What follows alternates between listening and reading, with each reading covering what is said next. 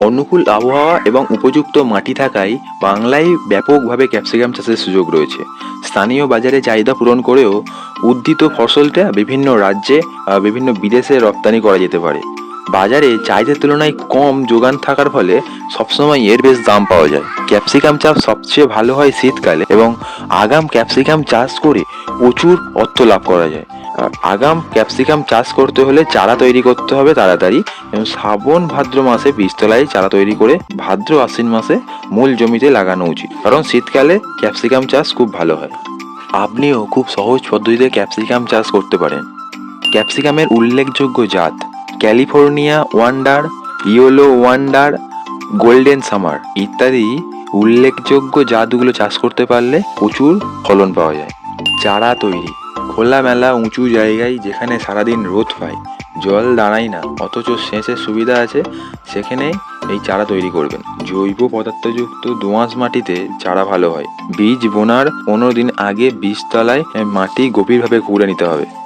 এরপর আগাছামুক্ত মাটি ঝুরঝুরে করে তার সাথে গোবর, কম্পোস্ট সার, প্রয়োজন মতো রাসায়নিক সার মেশাতে হবে। বীজতলায় সারিতে বীজ বুনতে হবে।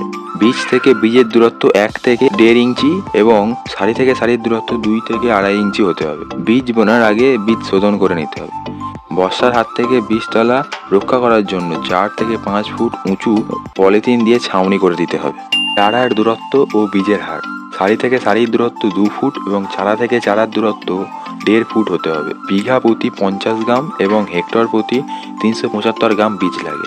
এইভাবেই চারাটা রোপণ করতে হবে। চারা রোপণ ও সার প্রয়োগ মূল জমিতে 5 থেকে 6 বার চাষ দিয়ে আগাছা মুক্ত করতে হবে। মাটি ভালোভাবে তৈরি করে নিতে হবে এবং চারা রোয়ার অন্তত 10 থেকে 15 দিন আগে বিঘা প্রতি 5 টন গোবর সার মাটির সঙ্গে মিশিয়ে নিতে হবে। ক্যাপসিকাম চারা বড় হয়ে গেলে তাদের সার প্রয়োগ করতে হবে। জৈব পদ্ধতিতে চাষ করতে চাইলে সার প্রয়োগের জন্য গোবর সার, খোল, পাতাপচা সার ইত্যাদি ব্যবহার করতে পারেন।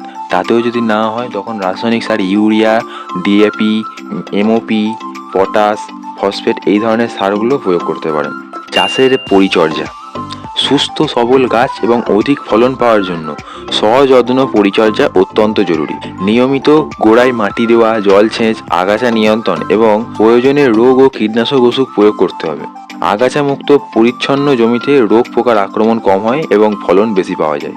ফলন চারা লাগানোর 60 থেকে 70 দিনের মাথায় প্রথম ফলন পাওয়া যায় এবং 2 থেকে 2.5 মাস ধরে গাছের ফল ধরে। ভালোভাবে যত্ন নিয়ে চাষ করলে বিঘা প্রতি 6 থেকে 8 টন ফলন পাওয়া যায়।